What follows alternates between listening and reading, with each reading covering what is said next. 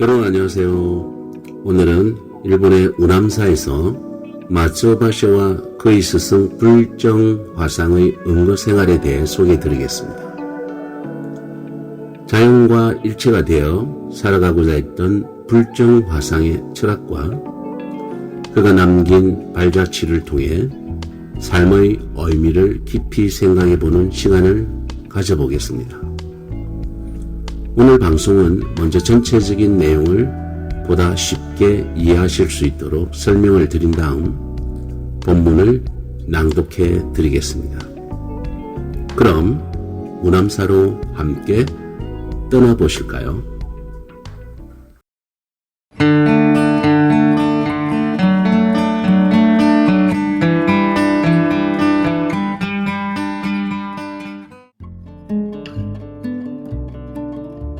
불정화상은 에도시대에 활동한 일본의 임재종 선승으로 마초바쇼의 선사이자 스승으로 알려져 있습니다. 본명은 기록이 명확하지 않지만 바쇼의 선수행과 시에 깊은 영향을 미친 인물입니다. 불정화상은 세속적인 욕망과 집착에서 벗어나 철저한 무소유의 삶을 실천하려 했던 선승으로 그의 삶과 가르침은 바쇼의 작품과 사상에 큰 영감을 주었습니다.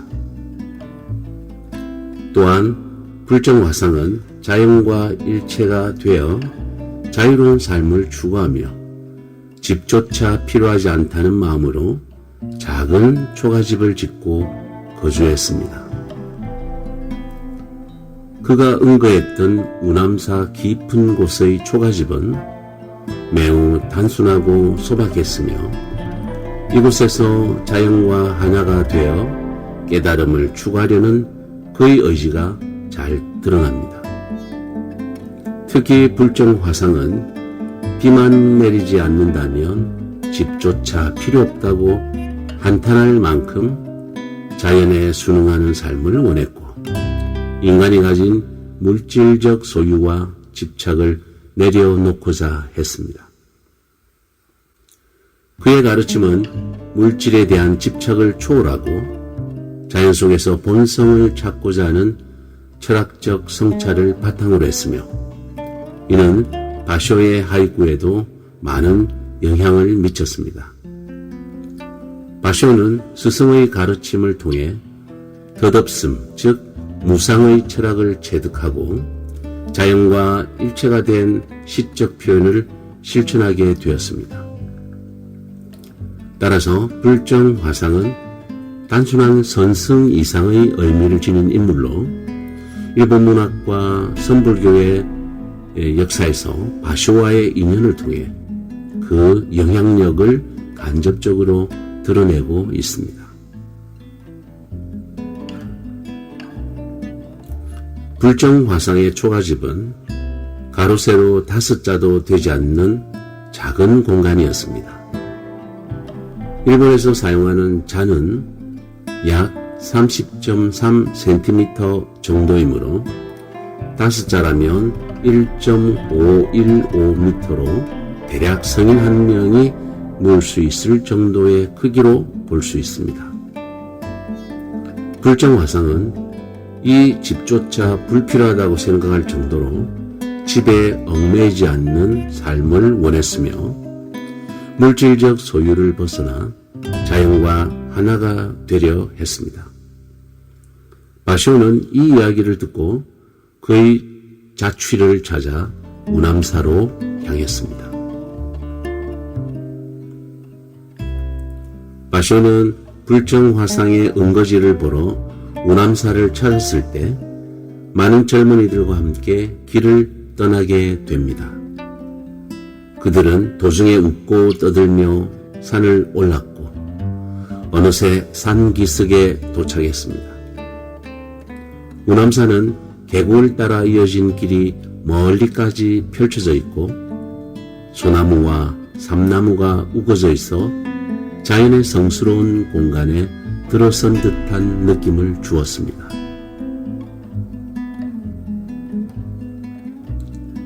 불정화상의 은거지로 알려진 곳에 도착한 바쇼는 바위 위에 기대어 지어진 작은 암자를 발견합니다.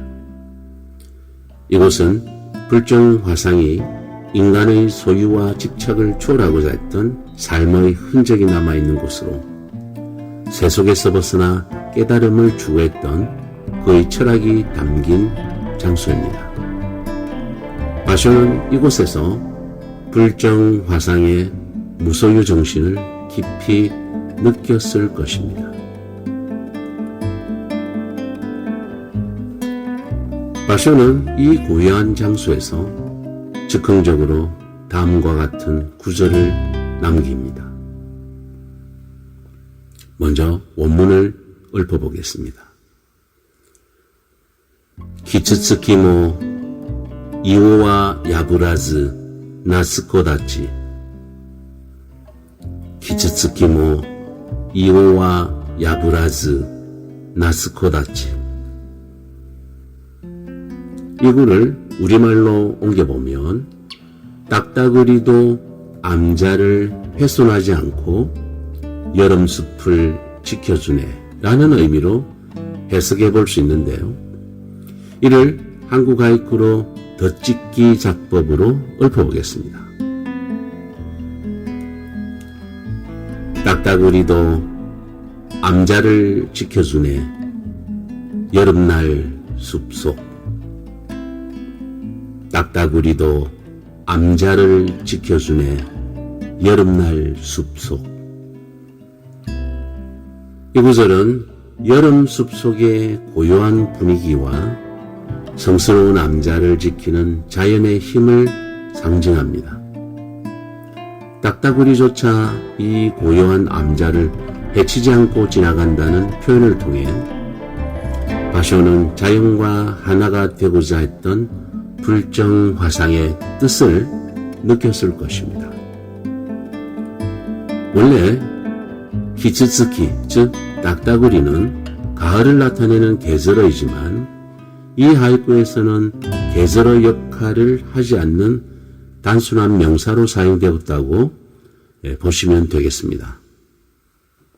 딱따구리와 여름숲이라는 다른 계절의 두 계절어가 함께 있는 것처럼 보이지만 여름숲, 즉 나스코다치가 주된 계절어로 작용하고 있기 때문에 이 딱따구리는 이 경우 단순한 명사로서만 사용되어 일반적으로 계절어 중복이나 계절 불일치에 해당하지 않는다고 봅니다.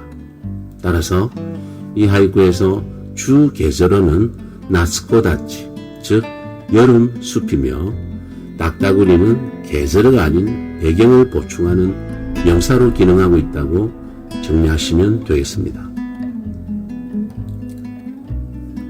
불정화상은 인간이 소유하지 않고 자연의 일부로서 살아가는 삶을 추구했습니다.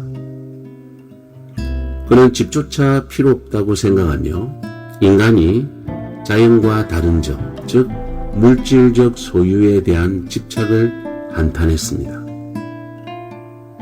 자연 속의 동물들은 아무것도 소유하지 않고 살아가며 비와 바람에도 그들의 삶은 변하지 않습니다.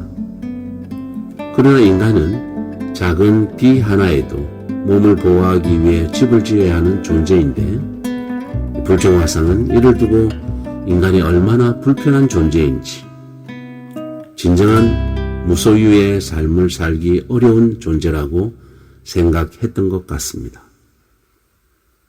불정화상의 가르침은 바쇼에게 큰 영감을 주었고 그의 시와 사상에도 깊은 영향을 미쳤습니다. 불정화상을 통해 바쇼는 덧없음과 무소유의 철학을 체득하며 자연과 하나가 된 시적 표현을 실천하게 됩니다.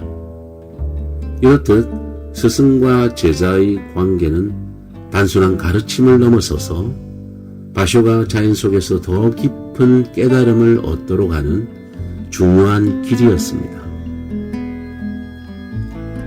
원문에는 일본 불교에서 중요하게 여기고 있는 묘선사의 사관과 법운법사의 석실을 언급하는데요. 묘선사는 일본 선불교의 고승으로 깊은 수행과 선에 대한 높은 경지로 이름난 인물입니다.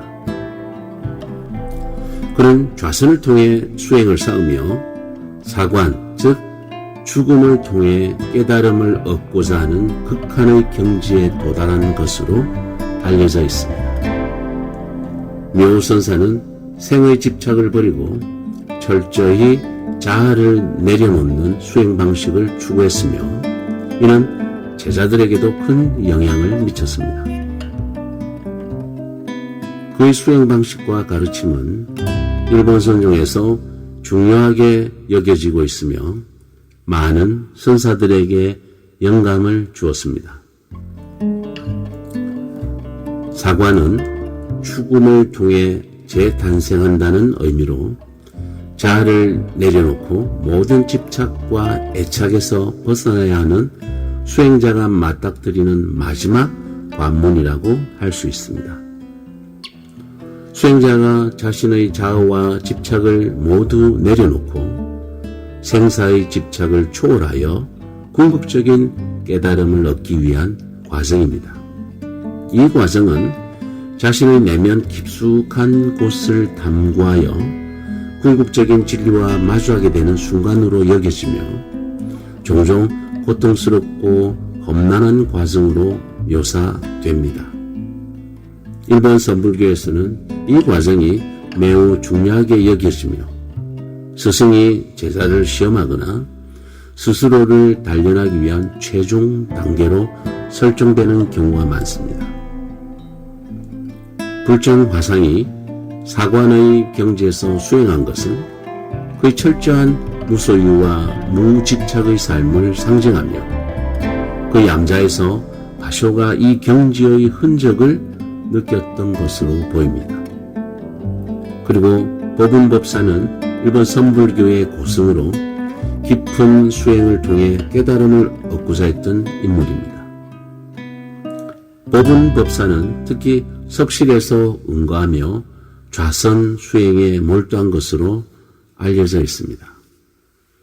이러한 수행 장소인 석실은 그가 세속을 벗어나서 심오한 깨달음에 도달하기 위해 고립된 공간에서 수행을 이어갔던 상징적인 장소로 여겨집니다.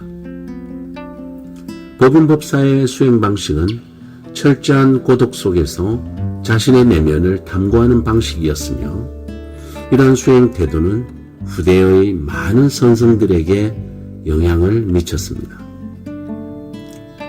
그의 경지는 생사의 집착을 넘어서는 초월적 경지로 간주되며 일본 선종에서 중요한 수행자의 본보기로 기억되고 있습니다. 자, 여기까지 지루한 설명을 드린 것 같은데요. 이제 오쿠노 오소미치 중 운간지, 즉 운함사 전체를 다시 한번 제가 낭독해 드리겠습니다. 준비가 되셨나요? 그럼 전체적인 감상을 한번 해보시기 바랍니다.